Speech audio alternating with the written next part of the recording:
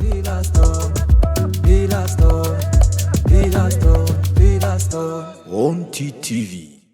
Yes, hello once again. I'm Popo. This is a bookstore show on TTV. So I'm back with the topic talking about weakness. So I want you to be with me in this moment, Arito, because I really know that most of the people get this weakness when they don't know how they can cope it. So, guys, when you are weak, you can't do anything. You can't pass on what you want to achieve. So, you have to avoid this weakness, because weakness may caused by physically illness. When you are ill and you feel like you already ill, there is some people who are weak, who get sickness, who get illness, and they exactly feel that they are ill. They can't do anything.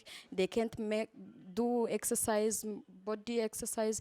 They can't make sport, and then that weakness, that illness makes them to feel weak, where they can't do anything else. So, guys, I want you to know that weakness is us who cause this weakness. That's why I want you to avoid the weakness in your daily life.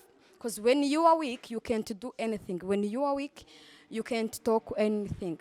You see, when someone is weak in his or her daily life, he can't be comforted because you feel like you can't do anything, you can't say anything which is important to someone, to other people. That's why you feel like you are nothing when you are weak. You see, when someone is ill from malaria or is ill of any disease, he or she become weak because of course he is ill, she is ill.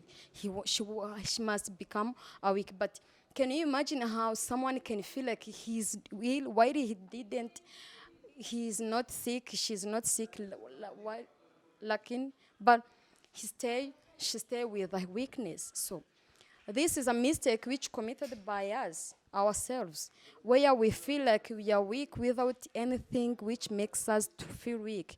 Of course, you may feel weak when you made a job, when you have a stress, when you are sick, as I told you. But can you imagine how someone become weak without anything which makes him feel weak? So, guys, I want you to be serious in our daily life, because you have to avoid this weakness. You see, maybe your family can make you feel weak. You can be weak because of your family. And when you are weak, you get afraid. You get fear. You fear of something. You fear of doing something which is strong because you are weak already. So, guys, to avoid this weakness is that you have to make body exercise.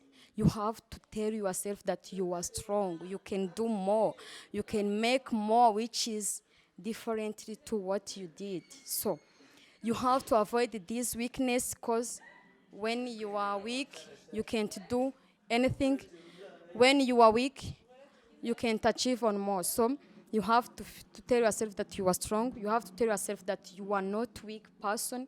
You have to tell yourself that you have to be someone special in your daily life. So you have to avoid this weakness by doing that thing I'm telling you. So I want to compare the weakness and how this weakness can makes you feel disorganized. You become disorganized and you become disorder. You get a toxic disorder because you are weak in your body, in your mentally. You can't think more, you can't think big. So I want you to avoid this weakness. I want you to come back with what we call principles. So when you have a principle, some principle, whether ethical principles, social principles, and the mentoring principles, when you have it, it could be destroyed because of your weakness. So you have to avoid this for sure, because you really need to achieve more. You really need to be someone special. But when you are weak, it destroys your principles, right? So, guys, I want to tell you that there's a principles you have in your daily life.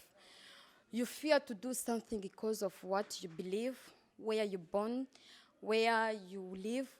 That's why you fear of doing something as your principles. So, in order to avoid this destroying of principles or destroying of your goals, you have to destroy also weakness. So reka mbabwire ikintu kimwe, ngira ngo wenda ndimo ndababwira ku bwoba amini ku ntege nke, ariko nk'uko nsoje mbabwira, intege nke zishobora gutuma wica amahame cyangwa se intego wihaye mu buzima bwacu busanzwe bwa buri munsi. Mu buzima bwa muntu, buri kiremwa muntu cyose kigira amahame, kiba cyariya kikavuga ati ntago nakora iki kintu, I can't do this cause of this, ntago nasambana n'umuntu duhuje igitsina, reka mbivuge gutyo. N'urugero n'ikintu abantu bamwe na bamwe wenda tutacyumvikanaho neza, kubera ko navukiye aha, kubera ko nsenga, nemera ibi ngibi imyizerere, akavuga ati ntago nakora iki kintu. So iyo rero uri weak, nkuko nababwiraga, iyo ufite intege nkeya bituma wica byahame ryawe, kubera ko ushobora kwisanga muri condition kamvuge wenda, urabona ushobora kwisanga mu kibazo cyangwa se mu bintu bishobora gutuma wica ryahame wihaye. Urugero niba waravuze ati njye ntago nasambana naryamana n'umuntu ntarashakana nawe, I have to protect my virgin to the end, to the day when I will get married. So iyo uri weak, iyi principle yawe uzayica, kubera ko iyo uri weak bituma uvuga uti n'ubundi sereka mbikore. Urugero wisanze muri situation igutera kuryamana n'uwo muntu kugira ngo ubone amafaranga yo gukemura ikibazo runaka. Urugero, abana benshi bakunda ba nyina, by'umwihariko abakobwa ndetse n'abahungu bakunda ba nyina cyane. Hari igihe umubyeyi washobora kuba arwaye arembye cyane, kugira ngo avurwe cyangwa akire biri bugusabe kuryamana n'umuntu kandi mutarashakanye, mutadetingana. So icyo gihe iyo uri weak, iyo ufite intege nkeya, uzatekereza ngo for sure I want to do this, ngomba kubikora, ariko kugira ngo mama mbone amafaranga yo kumuvuza, kubera ko ufite intege nkeya. Intege nkeya zawe zishingiye ku mubyeyi wawe, kuri uwo mama wawe. Niyo mpamvu rero intege nkeya, nkuko nayerekana mbibabwira, for sure ni ikintu kibi cyane gishobora kurimbura wowe n'umubiri wawe n'abawe. Ikindi kintu mbabwira ngo intege nkeya zishobora gutuma wica amahame wihaye. Ushobora kwisanga muri condition yuko ukeneye amafaranga ku rwego rwo hejuru. Impamvu ndi kugaruka ku mafaranga nuko ubuzima bwacu bwa buri munsi bwinshi cyane bishingiye ku mafaranga. When you don't have money you can't do anything, kubera ko amafaranga agura buri kimwe, niko tubibona.